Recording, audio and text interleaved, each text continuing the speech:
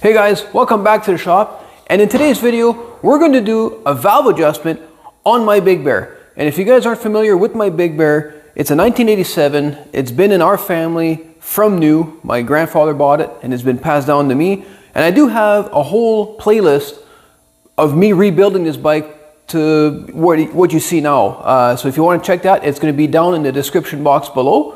But without further ado, let's go and get started.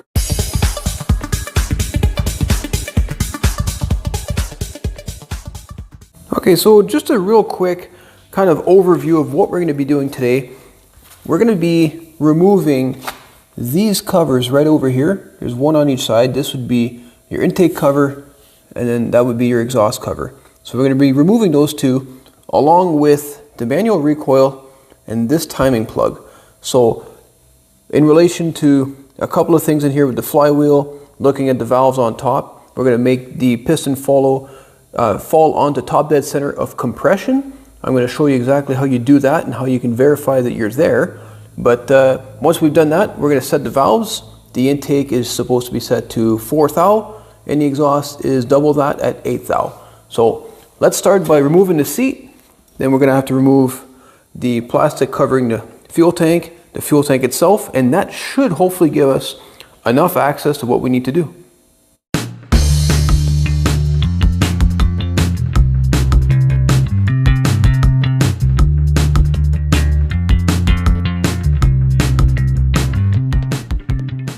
So with the seat removed and the tank removed, as you can see, there's a lot more access. I mean, it's really easy to do the intake side because this is the cover we need to remove here. And I think the exhaust side won't be so bad either because, I mean, we have more access between the frame here. But before I'm going to get started on opening any of that stuff, I'm going to clean the top of the engine here because I don't want any dirt falling inside. And then I'm going to also clean around this hole because this, again, I don't want any dirt falling inside the engine and causing any issues later. So let's do a quick rinse and then we'll start opening up the covers. A little bit of degreaser around all these covers. And we'll follow that up with a quick little brush just to loosen up any dirt that's around it. Alright, we're going to follow that up with a little bit of parts cleaner. Parts cleaner will help everything dry up. And a quick wipe. And these Allens are 5 millimeters. So if you wanted to remove them, that's the size you need. Oh yeah, these have been in there for a bit. You can tell by the cracking. Alright, so that's the inside. That's looking nice. And this O-ring doesn't look too bad either. Now, in all reality, I probably should replace these O-rings. Currently, I don't have any leaks. So what I am going to do is I'm going to give them a nice bit of waterproof grease. And then put it back on. Hope for the best. Because if they start to leak after, I'm going to be really upset I didn't change them now.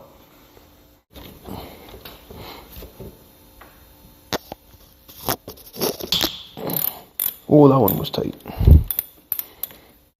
So the lower one on the exhaust side is quite close to the frame, so you're going to have to use just a regular Allen wrench. There we go. Because I couldn't get my socket in there. Unless you got one of those 1/4 inch little sockets. Those are always nice. Oh, and another note, the exhaust cover is quite different from the intake cover, so you can't really mess them up because there's the decompressor and it's also held in by 3 bolts rather than just 2. So this right here would be your decompressor. When you activate it, it opens up your exhaust valve just slightly to help with the compression. And again, I have a slight leak coming. I believe it'd be from here. We're going to clean it up and we're going to monitor it and see if it gets any worse. Maybe it's just really muddy. I don't know. Something I forgot to mention is it's always easier to turn the engine over without the spark plug in place. So we're going to remove the spark plug to make that rotation much easier. Next up, we're going to remove the manual recoil. These are held in with some 8mm sized bolts.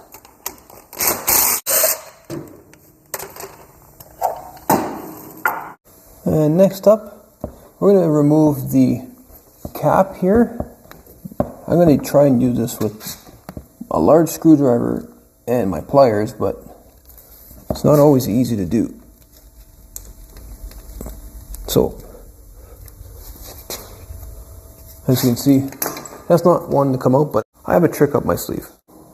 So if that doesn't work, there is a proper tool to remove this, and it's basically like a quarter, and it kind of fits in there. But what I like to do is just kind of tap along.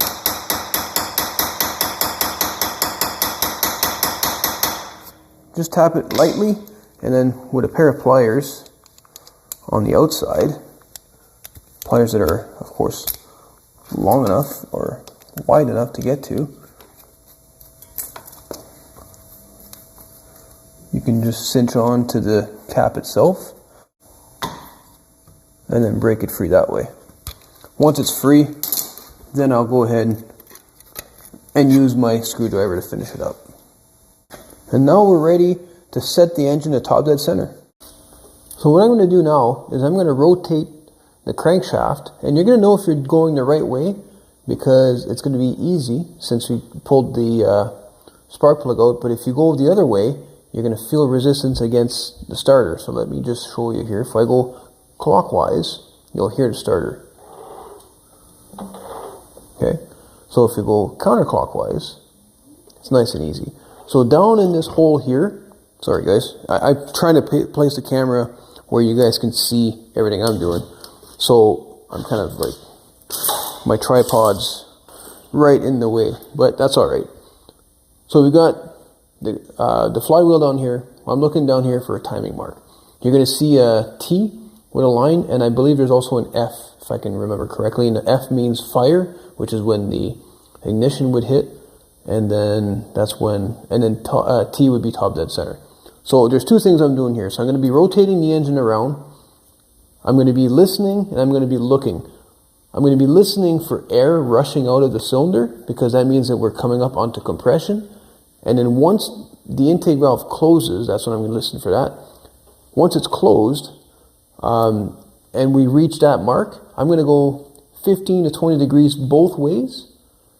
And if the valves don't move, if the valves don't move at all, then we know we're on top dead center of compression. If the valves move and we still have the mark, that just means we're on valve overlap, which we don't want to do. We want to set these valves cold at top dead center. So let's give it a rotation here. And we're going to go nice and slow, looking for the mark. And at the same time, I'm also looking up here at the valve.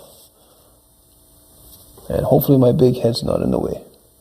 So there's the F. That's what I was talking about. I'm going to hope that you guys can see that. And then if we continue nice and slow, go in the same direction, we should see a T right there. So I did not see, so if you guys focus on the valve up here, and actually I think we're good because I can feel a little bit of lash here. What about on the exhaust? Yeah, okay. So what I'm going to do, we might have actually got lucky where we got it right away. And again, I don't plan these things, guys, but so I'm going to go about 15 to 20 degrees in the same direction. I'm going to keep an eye on both valves. Since I can't see this one, I'm going to put my finger on it. So let's go. So the intake valve did not move whatsoever. Neither did the exhaust. So now let's go back to the mark.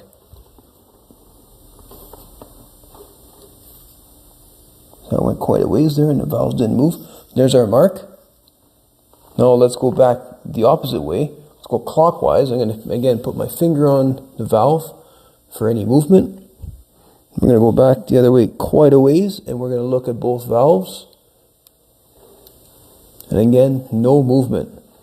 So we were actually, in fact, on top dead center compression. See, right there, that's the intake going. So that's good. That was easy. We didn't have to rotate it around a whole bunch. So let's go back where it's supposed to be. That's the F. There is the T. And I'm not sure if you can see in the camera, but in those threads there's also a little line. You want to line up both of those as close as possible. Perfect. Now, we're not going to touch the rotation of the engine at all anymore. We're just going to do the adjustment. Okay, so now what we're going to do is we're going to take our feeler gauge, our 4th thou feeler gauge. By the way, I like to go, so the valve clearances on the intake is either 2 thou to 4 thou. I like to go to the higher of the two, because over time what happens is the valve will actually start to wear itself into the head, which means that the clearances will start to, you know, kind of close up. So you get the longest, duration between the intervals of you checking it. So I got our 4th thou here, and we're going to put it between the adjustment screw and the top of the valve. And if it fits, we're good. Oh, it does fit. Ooh, that's actually really nice. And what you want is you want some drag. You don't want it to be too loose. So what we're going to do now is I got the next size up here, which is 5 thou. And if that fits, then we know we have too much. And it doesn't fit. So we're perfect. We're good on this one. I won't be able to show you the exhaust, but the procedure is exactly the same on the exhaust side. Now, if you did, there goes my feeler gauges. If you did have to make an adjustment, what you would do is you would loosen the lock nut here. This is a 10mm lock nut. And then you would turn this square. Hopefully I have enough light. This would probably be helpful. You would turn the set screw, which is square. And then once you have, again, the 4 thou distance in between the two components, make sure you recheck after you've tightened up everything, because sometimes that slight little movement on that screw can, throw you right out to lunch. So check and check twice. All right, now that everything is done and the adjustments are good, I like to use, like I was saying earlier, this is this stuff. I'm not a sponsor, but I do like it because it's pretty thick and it says it's waterproof. So it's kind of nice that it stays in place. And I just like to do all these O-rings. I'm going to do all 3. I'm going to do the 2 valve covers and the plug for the flywheel with this stuff. Then we're going to put it back together and see how it runs.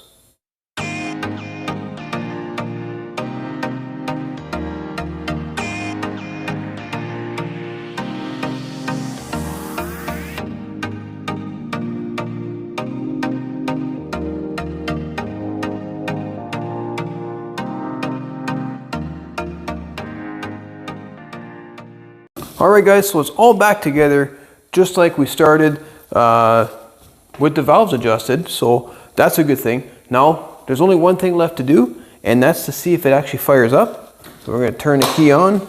I've got my valve for the fuel set to on, full choke, and let's give her a little bit of throttle here.